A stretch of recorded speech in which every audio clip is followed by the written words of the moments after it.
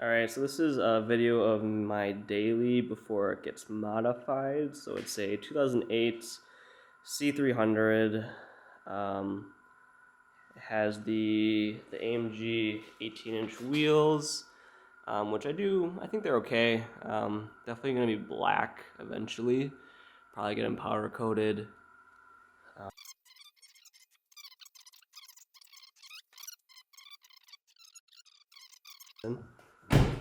But yeah, things I'm gonna do to it. It's gonna get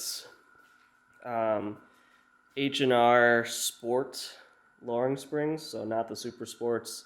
I heard they ride like shit, and I don't want my daily to ride like shit. So I did the 5mm spring pads too. So we'll see how that sits once I get that installed in the next couple of days. So just a video of what it looks like. A lot of wheel gap right there that we gotta get rid of some of it. I probably will space out the wheels if I stay with the stock ones, so they don't, especially the rears. The fronts aren't too bad, I guess.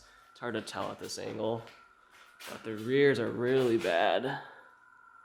The fronts aren't as bad, but once it's dropped, we'll see how much we need to space it out. All right, so what we're gonna do now is take a look at the car after it's been lowered on H&R Sport springs with 5mm pads in the back, and it's not looking too good. The rears are a little bit lower than the front, which makes it look not very great, but right here, this is going to be the best way. I didn't do any measuring, which I should have, but it's too late now, now that it's dropped. The front really didn't drop much. This will be a comparison. I'll have a video of what it looked like before, and then this is what it looks like now. So this is the front, obviously. Back right there is dropped quite a bit more. But I only think the front dropped maybe an inch. Obviously this is the sport version of the car, meaning it won't drop as much because it's already lowered. The measurements they give from H&R are off of the non-sport models. So I understand that. But the 5mm pads, excuse the crappy fender here, but there's a video of that, so that'll let you compare. But pretty much, if you look at that, and you then go ahead and look at that, it really isn't looking too great in terms of, this angle is the worst angle, so you can tell from right here that there is, sorry for how dark it is not light out. I don't have enough lights, unfortunately. The other side will be a lot brighter, but this is the side I used in the initial comparison, so I'm going to stick to this side. But look at that right there, and then this right here. So that is lower than that. There's a tiny bit less wheel gap.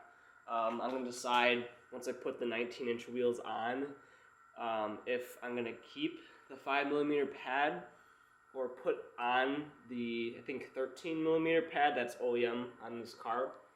I'll decide after the 19s are on, but I think I'm going to end up putting the OEM ones back on because the 19-inch wheels will really help with the wheel gap.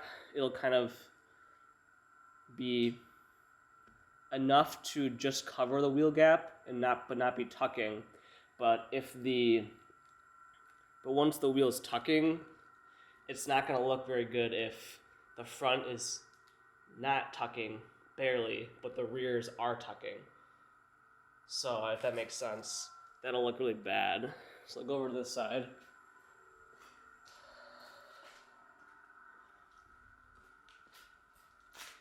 So this is the rear. So So once again, this is H&R Sport. It's not the Super Sports. It's just the Sport. That's on pretty. My sidewalls are pretty thick on this. It's a 40. The 19-inch wheels. Right here. These are going to be 30s pretty much all around. But it's a lot better lighting on this side of the car. But that's what you're going to look like if you do H&R Sports with 5mm pads. So I'm going to put the 19-inch wheels on and kind of see how it looks.